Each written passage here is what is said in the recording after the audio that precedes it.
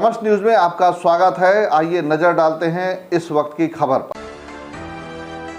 एकलव्य आदर्श आवासीय विद्यालय मैहर में अभद्रता को लेकर राजनीति चरम पर पहुंच चुकी है। प्रिंसिपल और 2 शिक्षकों के खिलाफ कार्रवाई की मांग को लेकर आक्रोशित छात्र छात्राओं ने आज फिर प्रदर्शन किया।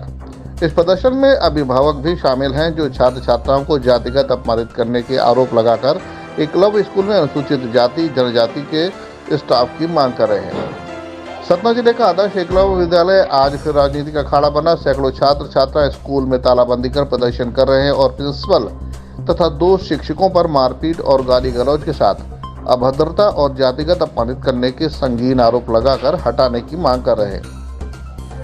छात्र छात्राएं लामबंद है और प्राचार्य और 2 शिक्षकों पर कार्रवाई की मांग कर विद्यालय से हटाने की जिद पर अड़े हैं। आज अभिभावकों की मीटिंग भी थी और पूरे मामले की जांच एसडीएम धर्मेंद्र मिश्रा के नेतृत्व में चल रही थी, लेकिन निष्पक्ष जांच न होने का आरोप लगाकर हंगामा शुरू कर दिया। शिक्षकों को स्कूल गेट से निकलने ही नहीं दिया जा रहा था।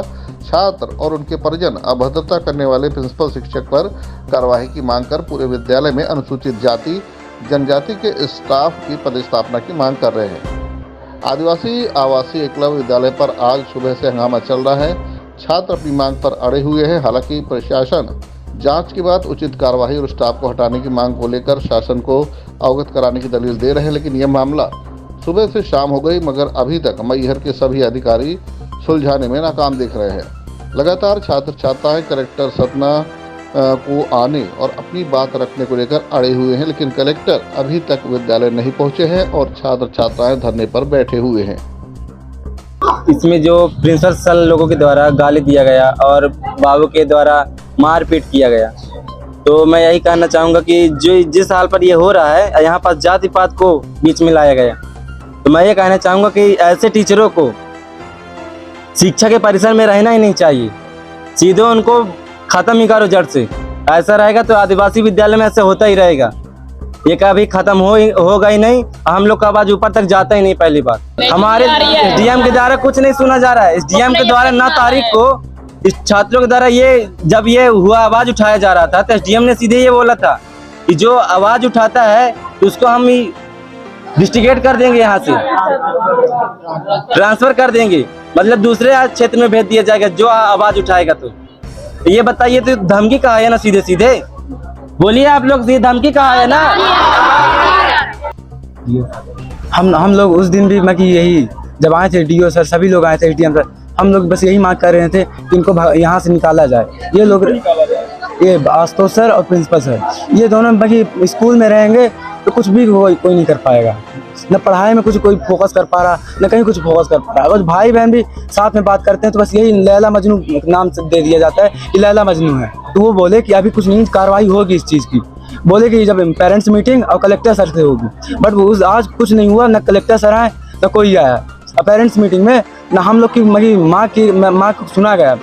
ये कल परसों फोन गया था कि यहाँ कुछ ऐसा यहाँ माहौल बन चुका है, तो यहाँ जितने भी पेरेंट्स हैं, बच्चों के पेरेंट्स हैं, उनको यहाँ बुलवाया जा रहा। तो फ़ोन करके बुलाया गया कि यहाँ पे कलेक्टर साहब को आना है, आप लोग आइए यहाँ पर।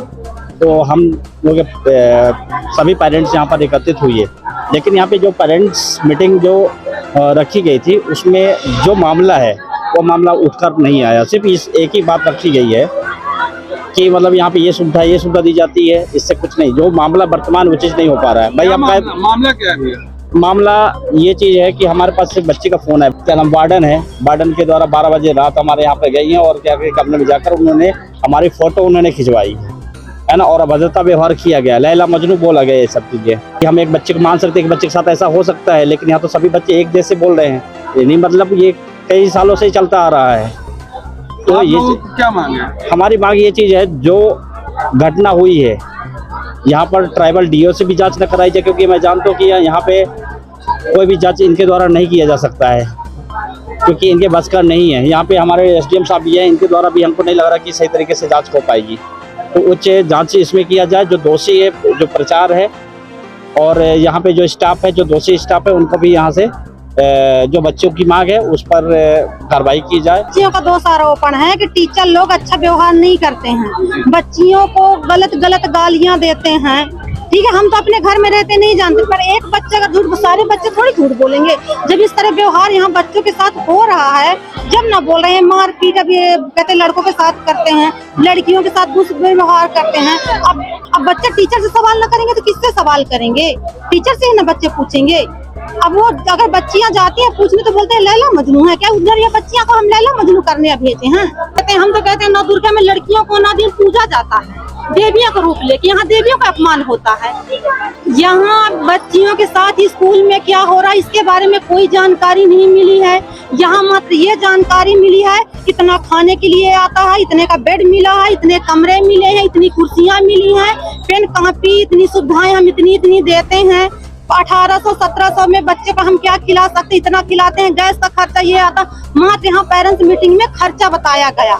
आरोप हम लगा रहे हैं कि हमारे बच्चों को, जो हमारी बच्चियां हैं, उनको मतलब गंदा गंदा शब्द बोला जाता है, शब्दों में गंदी गंदी बातें बोलते हैं टीचर लोग।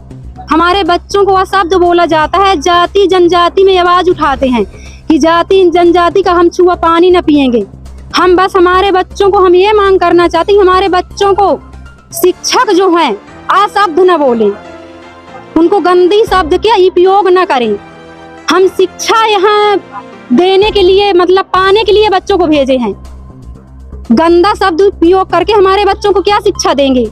हमारी मांग है कि जो ये गंदा शब्द उपयोग किया गया है उनके ऊपर सख्त से सख्त कार्रवाई किया जाए। और लास्ट में हमारी जनजाति पे जो आवाज उठाई गई है कि जनजाति है, नीची जात है, तो हमारे नीची जात के हमको टीचर चाहिए। छात्रों और टीचरों के मध्य कुछ ऐसा विवाद हुआ कि कुछ शब्द कहे गए, तो उसमें छात्र आक्रोशित थे। और उस समय मैं आया था और ये बात हुई थी, जिला ट्राइबल अधिकारी भी आए हुए थे। और उस समय ये कुछ पेरेंट्स कह रहे थे कि पेरेंट्स को सुना नहीं जाता है। तो उसमें ये बात हुई कि हम लोगों ने सोचा कि पेरेंट्स मीटिंग सैटरडे को रख लेते हैं। उसमें यहाँ पेरेंट्स मीटिंग रखी गई थी। मेरा उद्देश्य ये था उसका बैठक का कि यदि किसी बच्चे ने पहले कभी पेरेंट्स से अपने शिकायत की हो कि स्कूल में हमें खाना नहीं मिलता, स्कूल में हमारा बिस्तर सही नहीं रहता, स्कूल में हमें सही समय पर बाल बीमार में इलाज नहीं कराया जाता, या कोई डांटता मारता या किसी तरह की अभद्रता करता है, तो ऐसी क्या शिकायत पहले बच्चों ने की थी। तो उसी संबंध में बैठक थी। बैठक में ये किसी पेरेंट ने ऐसा तो नहीं बताया मुझे कि पहले कोई शिकायत थी। अब वो उस 9 तारीख की घटना को ही बता रहे कि घटना थी और तत्काल प्रिंसिपल को हटाया जाए और जो टीचर है उनको हटाया जाए, इस तरह की मांग कर रहे हैं। और पेरेंट्स ही कुछ इसी को तत्काल निराकरण चाहते हैं, जबकि हमने उनको बता दिया उस मामले की जांच, 9 तारीख के मामले की जांच जिला ट्राइबल अधिकारी कर रहे हैं। और जो मारपीट की बात है वो चौकी प्रभारी, थाना प्रभारी मैहर, ये लोग कर रहे हैं, क्योंकि थाना प्रभारी जांच कर रहे हैं, चौकी प्रभारी जांच कर रहे हैं, डीओ ट्राइबल जांच कर रहे हैं। इसलिए उस जांच के बारे में मुझे बोलने का कोई राइट नहीं है। मैं एक अच्छा पढ़ाई का माहौल, क्योंकि निकट भविष्य में एग्जाम भी होने वाले हैं, मैं चाह रहा था पेरेंट्स अपने बच्चों को समझाएं और अच्छे से पढ़ाई करें। जहाँ कहीं यदि ऐसी कोई विसंगति हुई तो उसको हम समाधान कर दें।